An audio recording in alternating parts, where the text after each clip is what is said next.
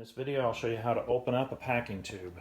Some are easier than others. This one has tape and there's plywood inside here with staples along the edge.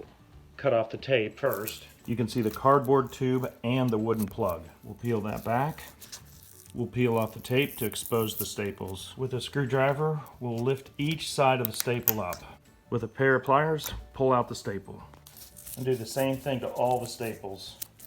You could cut the entire end out with a saw, but you might damage the contents of what's inside. Keep peeling until you find all the staples.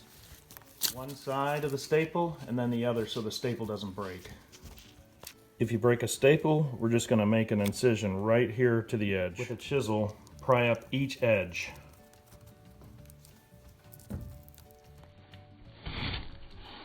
You can see how close the contents was, so you wouldn't want to just cut it off with a saw and damage it. Now we can pull everything out of the tube. That's how to safely open up a packing tube.